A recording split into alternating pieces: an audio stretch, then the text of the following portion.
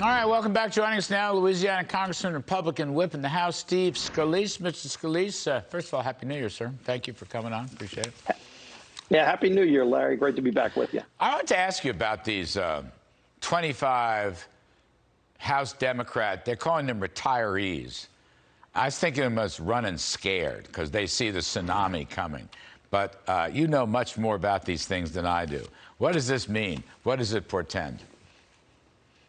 Yeah, Larry, it's not good for Democrats. And I think that number is going to get even larger as the months go by and people in Congress realize that they are so out of touch with mainstream voters. And you saw it in Virginia. You saw it in other states. People don't want big government socialism. And yet that's what Nancy Pelosi and Joe Biden have been pushing. What you also need to look at, Larry, is a lot of these swing district Democrats. You know, look at Ron Kahn in Wisconsin, where we've got a great candidate in Derek Van Orden, who was outraising the incumbent Democrat.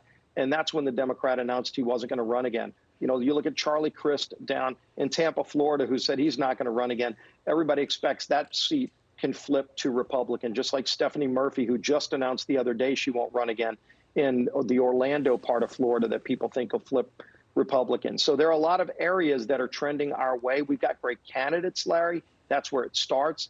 And then you look at the wave. People are not liking the far left movement, the shutting down of schools, shutting down of the economy, all the crises, open borders, spending trillions of dollars, driving up inflation. You've been highlighting a lot of these things on your show. But voters across the country are recognizing it, too, and don't want this big government socialism that Pelosi and Biden are selling.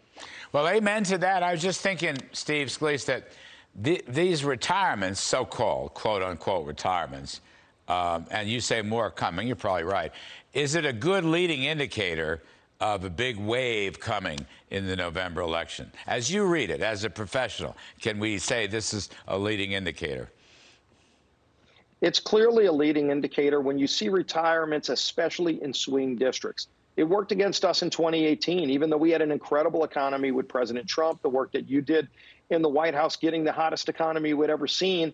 Yet history shows the first midterm of any new president doesn't go well for the sitting party. And it didn't go well for Republicans when we lost the majority in 18. But we had a lot of retirements in swing districts leading up to it. The Democrats are seeing that same leading indicator. And by the way, this history repeated itself in 2010.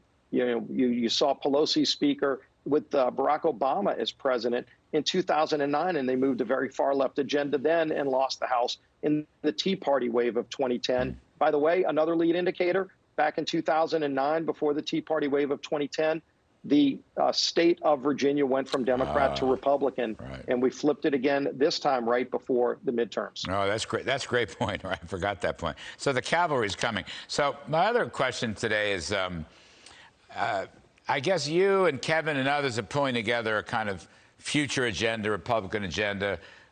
Maybe it's like Newt Gingrich's contract with America or not. A, I wanted to know if that's the case. B, I wanted to know where I can sign up. And C, here's the big question, Steve Scalise. Would you please put in this new agenda, make the Trump tax cuts permanent? Permanent. Yes, permanent. Absolutely. And this is something we talked about. You know Kevin Brady very well. Kevin Brady was the author of the Tax Cuts and Jobs Act, which got our economy going by cutting tax rates and making America competitive again. That rebuilt America's middle class that was going away. Joe Biden, by the way, is running our middle class out of existence again, with people being paid not to work and jobs going to foreign countries again. Let's bring those jobs back. Making the tax cuts permanent would do that. But we're working very hard on that type of bold conservative agenda. You know, we've talked to Newt Gingrich a lot because the contract energized a lot of people around the country behind ideas. I think, look, we could probably win the majority back just pointing out how bad the Democrats are with this big government socialism. I want to create a mandate. I want to actually have an agenda that people can get excited about to say, yeah, their ideas are really, really bad on the left, but let's move on a bold conservative agenda. And that's what we're going to be rolling out in the months ahead. You're going to be excited about it.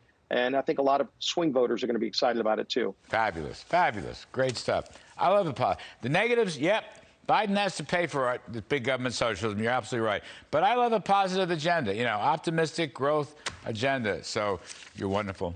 Happy New Year, Mr. Scalise. Thank you for everything. Appreciate it.